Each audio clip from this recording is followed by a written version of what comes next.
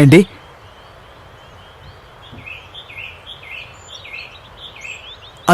అతనేమన్నాడు? నేను చనిపోయానా? ఇదెలా సాధ్యం? నువ్వు నిజంగా ఎవరో చెప్పు. ఈ విషయం నాకు కూడా తెలీదు. ఒకే రాత్రిలో అంతా మర్చిపోయాను. ఇక నేను చనిపోయాను న్యూస్ పేపర్లో కూడా వచ్చింది. నాకేం అర్థం కావట్లేదు. కానీ నాకంతా అర్థమైంది. నువ్వే ప్లాన్ మొత్తం చెడగొట్టేశావు. ఇప్పుడేం మొహం పెట్టుకుని మా ఇంటికి వెళ్ళాలి? మా నాన్న 5 పైసలు కూడా నాకు ఇవ్వడు. ఇప్పుడు నేను స్పెయిన్కి కూడా వెళ్ళలేను. అంతా నీ వల్లే జరిగింది. అయితే దానికి నేనేం చేయగలను? నీకు నీ పని మాత్రమే ముఖ్యమైపోయింది. మిగతా వాళ్ళ గురించి ఆలోచించవా? అవును, అంతా నా తప్పే. నువ్వెవరో ఏంటో ఆలోచించుకోకుండా నీకోసం నేను రిస్క్ చేసి హెల్ప్ చేశాను చూసావా? అదే నేను చేసిన పెద్ద తప్పు. హెల్పా? నీ ప్లాన్స్ జరగాలి. అందుకే కదా నన్ను తీసుకెళ్ళావు. ఏదో నాకు హెల్ప్ చేస్తున్నట్టు బిల్డప్ ఇస్తున్నావు. అవును, నా పని చేయించుకోవడానికే చేశాను. ఎవరో దారిన పోయేవాడు కలిస్తే హెల్ప్ చేయడానికి. నేనేం పిచ్చిదాని కాదు. అంటే నువ్వు నన్ను ఎక్కడ చూస్తుందనేది మొత్తం అబద్ధమే కదా? అవును, నిన్ను నేను ఎప్పుడూ ఎక్కడా చూడలేదు. ఒక్కసారి చూశానని అబద్ధం చెప్పి ఇరుక్కుపోయాను. తప్పు నాదే. ఏయ్, నువ్వు నన్ను అక్కడే ఒక్కదాన్ని వదిలేసి పారిపోయి ఉంటే బాగుండేది కదా. నేను కూడా నీతో ప్లాన్ చేసి వచ్చేసానని అందరూ అనుకుంటారు. నేను కాదు, నువ్వు ఒక్కదానివే ఈ ప్లాన్ అంతా వేసావు. నాకేంటి దొంగ ప్లాన్ నచ్చావు. దొంగ ప్లాన్ ఏంటి? ఓయ్, నువ్వు ఇప్పుడు ఎందుకు కోప్పడుతున్నావు? నిన్ను చూస్తేనే తెలుస్తుంది ఫ్రాడ్ అని. జ్ఞాపక శక్తి కూడా లేదు. నువ్వు ఇప్పుడు ఎక్కడికి వెళ్ళాలో తెలీదు, ఏం చేయాలో తెలీదు. సరే, నాకు ఒక విషయం చెప్పు. ఎందుకు అక్కడి నుంచి నన్ను ఇంత దూరం తీసుకొచ్చావు? ఫ్రాడ్ మొహమోడా. ఫ్రాడ్ నేను కాదు, నువ్వే. ఇంట్లో వాళ్ళ దగ్గర డబ్బులు దొబ్బేసి ఫారెన్ వెళ్ళాలనుకున్నావు చూడు. నువ్వే దొంగదానివి. నువ్వే దొంగదానివి.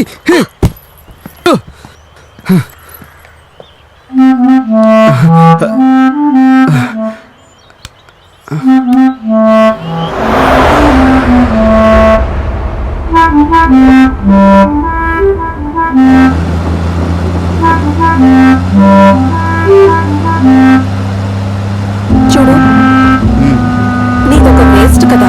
దీన్ని నువ్వెవ్వరికీ చెప్పక్కర్లేదు. ఎవ్వరూ నమ్మరు. ఇప్పుడు నాకు కూడా ఒక డౌట్ వస్తుంది. అక్కడ అతను చెప్పినట్టు మెంటల్ హాస్పిటల్కి వెళ్ళి కలిస్తే? కానీ నేనే మెంటల్ కాదు కదా. చూడు, ఏదో ఒక సాకు చెప్పి ఇంటికి వెళ్ళిపోదాం. అక్కడ నాన్నకు నేను ఏదో ఒకటి సర్ది చెప్పి నేను నా షేర్ తీసుకుంటాను. తర్వాత నేను పారిపోయి నీకు కొంత డబ్బిస్తాను. నీ ప్రాబ్లం సాల్వ్ అయిపోతుంది. అయ్యో మేడం, నాకు జ్ఞాపక శక్తి పోయింది. బుర్ర పాడైపోలేదు. నిన్ను నమ్మి మాత్రం ఇంటికి రాను, అర్థమైందా? అయితే నువ్వు ఇక్కడే దిగాయి, నేను వెళ్తాను. నేను కారు దిగను. ఏం చేస్తావేంటి? ఇంకొకరు ఎవరైనా తీసుకెళ్ళి ఇతనే సిద్ధార్థని చెప్తావు. అంతకుమించి ఏం చేస్తావు? అందుకని ముందు నువ్వు నా ప్రాబ్లం సాల్వ్ చేయి. తర్వాత మీ ఇంటికి వెళ్ళి ఏదో ఒకటి చేసి చేద్దాంలే. అయితే నీ ప్రాబ్లం సాల్వ్ చేయడానికి నన్ను ఊరంతా తిరగమంటావా? ఆల్రెడీ న్యూస్ పేపర్లో న్యూస్ వచ్చింది. అందరికీ తెలిసిపోయి ఉంటుంది.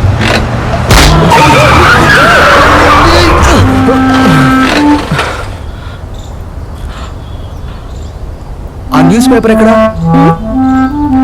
షిట్.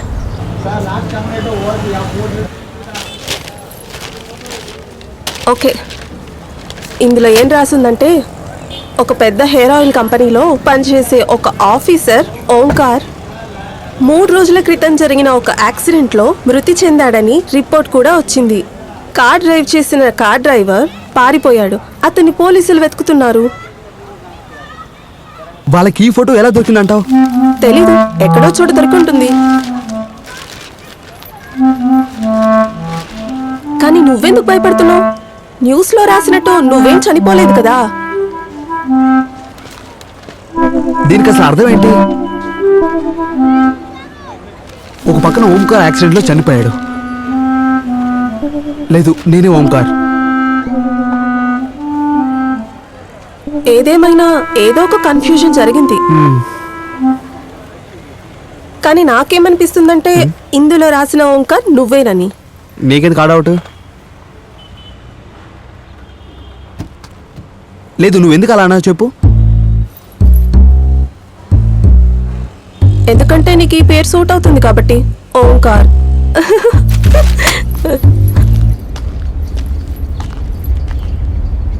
నా పేరు ఓంకార్ కాదు, నేను మైకల్. నీకు నమ్మకం వచ్చేసిందా? ఈ 5 రోజుల్లో నాకు తెలిసిన ఒకే ఒక వ్యక్తిని మనం కలిసాం. అతను నన్ను ఓంకార్ అని పిలవలేదే, మైకేల్ని మాత్రం కదా పిలిచింది. మరి ఇంకేంటి? అరే నీకే అలా అనిపిస్తే నాకేంటి ప్రాబ్లం? అంతే కదా. ఈ పేరు మాత్రం పెట్టుకొని నేనేం చేయగలను? మైకిల్ ఎవరో కనిపెట్టాలి. అసలు ఏం పని చేస్తాడు, ఎక్కడుంటాడు, లైఫ్. నువ్వు తాగటం ఆపుతావా?